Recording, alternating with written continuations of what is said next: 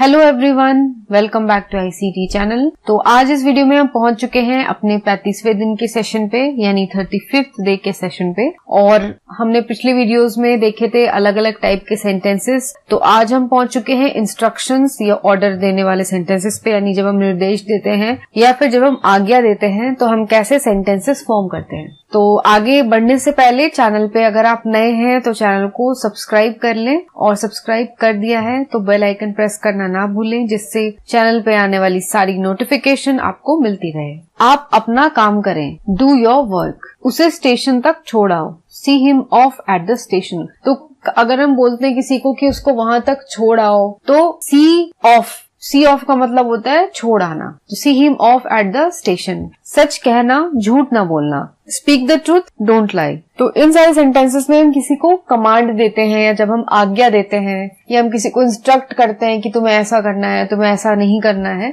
तो वो सेंटेंसेस हम कैसे बोलते हैं, कैसे फॉर्म करते हैं, ये आने वाले सेंटेंसेस में देखेंगे। तो आप ध्यान से इन सेंटेंसेस को पढ़ें और फिर प्रैक्टिस भी जरूर करें। नेक्स्ट है, यह कोट पहनकर देखो। Try this coat on. तो ट्राई ऑन करने का मतलब ही होता है कि पहनकर देखना। तो यहाँ पे हम wear this coat and try, wear this shirt and try ऐसे हम नहीं बोलते हैं, हम बोलते हैं ट्राई दिस कोट ऑन। दिल लगाकर काम करो, work wholeheartedly. Wholeheartedly का मतलब होता है पूरे दिल से। शराब मत पियो, डोंट ड्रिंक। तो यहाँ पे डोंट ड्रिंक अल्कोहल हमें कहने की जरूरत नहीं है, क्योंकि ड्रिंक करना इंग्लिश लैंग्वेज में इसका मतलब होता है अल्कोहल ड्रिंक करना। तो अगर आपको कोई बोलता है डोंट ड्रिंक या कम ऑन लेट्स ड्रिंक, तो इसका मतलब होता है अल्कोहल अंडरस्टूड है। तो जब हम किसी को कहते हैं कि शराब मत पियो, तो हमें कहना है डोंट ड्रिंक। मेरे लिए एक गिलास ताजा जल लाओ।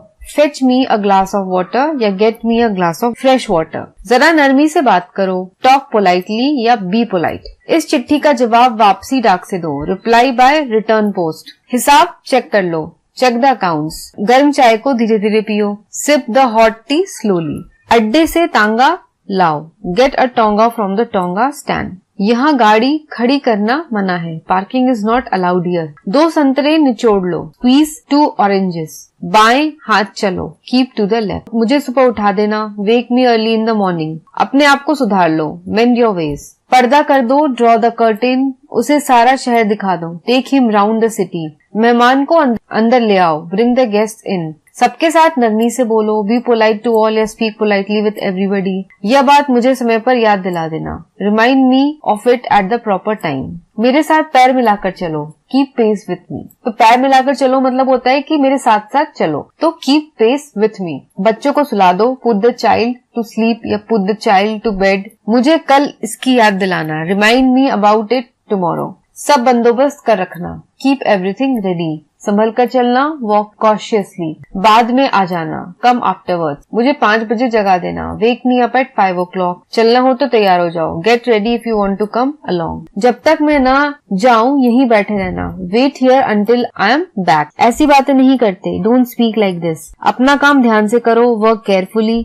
अपना काम करो, डू योर ओन वर्क। अब तुम जाओ, मुझे काम है। You may go now, I have some work. इसे लिख लो, नोट दिस डाउन। जल्दी वापस आना, कम बैक सून। फिर कभी आकर मिलना, come and see me some other time. आप अपना काम देखिए, please mind your own business. जरा सब्र करो, हैव पेशेंस। बड़ों का आदर करो, रिस्पेक्ट योर एल्डर्स। तुम वहीं रहना, यू स्टे देयर। अच्छे समय की आशा करो, होप फॉर गुड टाइम्स। बच्चे का ध्यान रखना, take care of the baby. Hindi में और विशेषकर संस्कृत में एक ही मूल शब्द से उपसर्गों की सहायता से अनेक भिन्न भिन्न अर्थ वाले शब्द रचे जाते हैं, जैसे आहार, विहार, प्रहार, संहार, परिहार आदि भिन्नार्थक शब्द हार में आ या वी, प्र, स और परि उपसर्ग लगाने से बने हैं। तो ऐसे शब्द हिंदी में आपको बहुत मिल जाएंगे। जैसे हार में जो शब्द हार है उसमें हमने वी लगा दिया तो विहार, आ लगा दिया तो आहार, प्र लगा दिया तो प्रहार।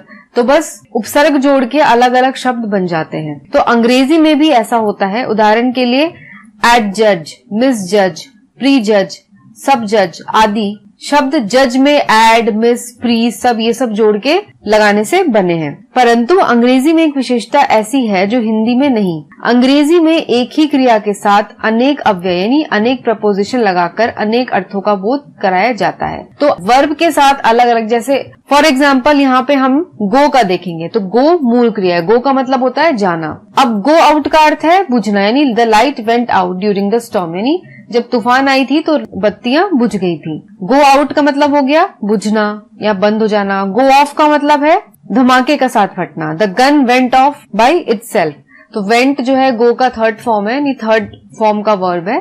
तो gun went off by itself, तो बंदूक अपने आप ही चल पड़ी। वैसे ही गो थ्रू, गो थ्रू का मतलब है किसी चीज को ध्यानपूर्वक पढ़ना। He went through the whole book, he could not discover anything new in it. तो इस चीज का समरी ये है कि इंग्लिश में जैसे गो वर्ड हो गया, तो गो तो हमारा वर्ब है, तो गो के साथ हमने ऑफ लगाया, हमने थ्रू लगाया, गो आउट लगाया, तो हमने अलग अलग प्रपोजिशंस लगाई जब, तो हमें अलग अलग उसके मीनिंग्स मिले सेंटेंसेस के।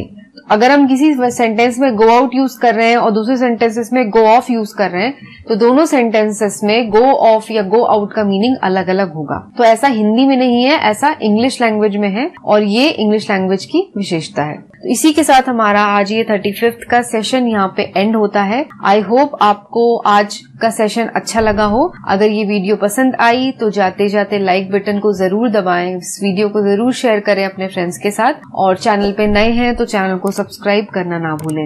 तो मैं ऐसी वीडियोस के साथ आपको मिलते रहूंगी। तब तक के लिए take care and have a nice day.